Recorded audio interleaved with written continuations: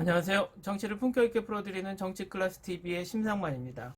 오늘은 블룸버그에 올라온 넷플릭스 스릴러 시리즈 마이네임으로 새로운 K드라마 히트작 발견이란 제목의 기사를 살펴보고 홍콩 사우스차이나 모닝포스트지에 올라온 해외 기자의 눈으로 본 마이네임 리뷰 기사까지 살펴보겠습니다. K드라마의 약진의 끝은 어디까지인지 이제 가늠이 가지 않을 정도로 이 신드롬은 BTS 블랙핑크의 영향력에 버금가는 이슈라 요즘은 K드라마 이슈가 K-팝 이슈를 앞지르고 있는 모습입니다. 오징어 게임이 대성공으로 K드라마에 대한 해외 관심이 높아지고 있는 가운데 여러 블록버스터급 K드라마가 즐비하고 있고 가장 먼저 스타트한 드라마가 마이네임입니다.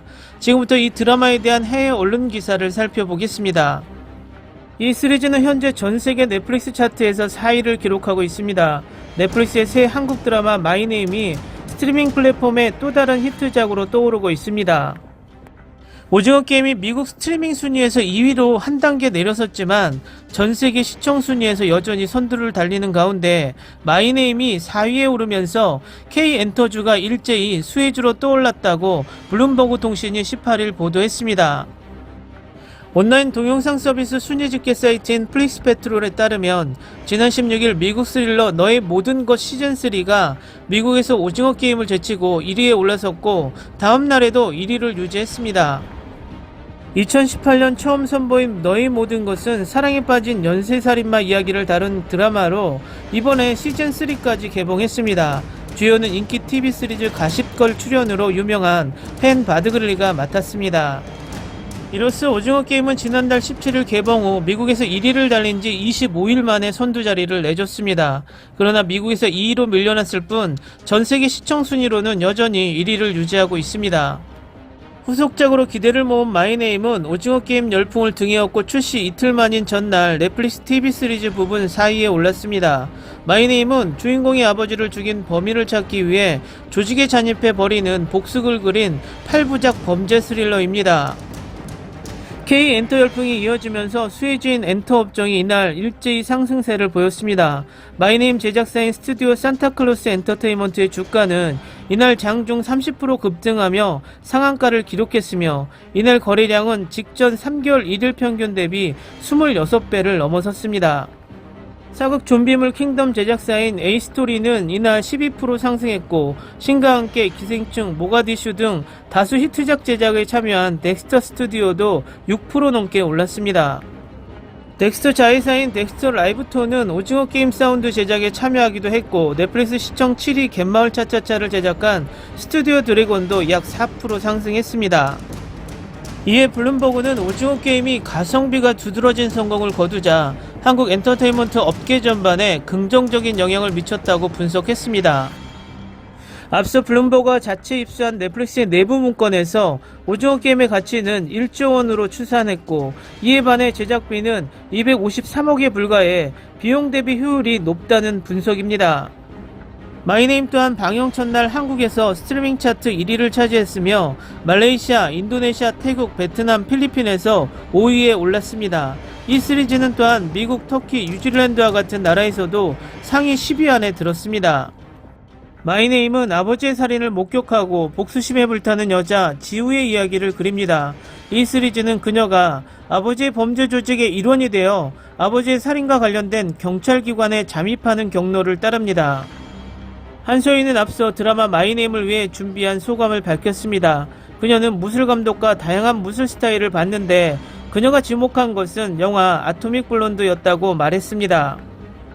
다음은 사우스차이나 모닝포스트지의 K드라마 리뷰 한소희 주연의 넷플릭스 깽 복수극이 스타트를 끊었다라는 제목의 리뷰가 올라왔는데 스포일러가 많아서 스포일러 부분을 빼고 기사를 소개하겠습니다. 이 기사에는 스포일러가 포함되어 있습니다. 별 5개 중 3개. 한국에서 가족만큼 중요한 것은 없습니다. 여러분은 왜 가족에 대한 언급과 함께 갱스터 복수 이야기의 리뷰를 시작하는지 궁금할 것입니다. 넷플릭스의 마이네임의 복수 측면이 아버지의 복수를 원하는 딸에게 귀결되기 때문이기도 하지만 이 새로운 8부작 시리즈는 많은 매력적인 요소에도 불구하고 스스로 갈팡질팡 움직이면서 초기 몰입을 유지하지 못하기 때문입니다. 부부의 세계에 떠오르는 스타 한소희는 마약상이라는 아버지의 직업이 밝혀지자 고등학교를 중퇴하는 학생 윤지유 역으로 첫 액션 배우를 맡았습니다. 가족은 많은 한국 콘텐츠 서사의 핵심이기 때문에 그들의 소재는 종종 가족의 비밀, 가족 트라우마의 폭로가 포함됩니다. 이것은 전 세계적으로 흔한 자연스러운 스토리텔링 장치이고 한국 미디어의 가장 기억에 남는 순간들, 박찬욱의 올드보이에서의 반전이 떠오릅니다. 하지만 한국 작가들이 가족 단위에 너무 집착하게 되면 그들이 만들어내는 세상은 훨씬 더 작게 느껴지기 시작합니다. 한 번에 엄청난 액션 에피소드 1화가 끝난 후 지우가 마약상이 되면서 마이네임은 발을 질질 끌기 시작합니다. 마이네임의 전반부가 흥미진진하고 때로는 깜짝 놀랄 정도였지만 후반부의 에피소드는 그에 비해 음산한 내용의 반복입니다. 악녀, 아토믹 블론드, 초기 넷플릭스 시리즈 데어데블의 액션 스타일에 의존할 뿐만 아니라 달콤한 인색, 아토믹 블론드와 악마를 보았다 같은 국내외 히트작들의 이야기와 시각적 요소를 차용하여 이 드라마는 아이디어가 바닥난 것처럼 보입니다. 마이네임은 캐릭터가 너무 터프해서 총에 맞거나 칼에 찔린 후 바로 다시 일어나는 그런 종류의 드라마입니다.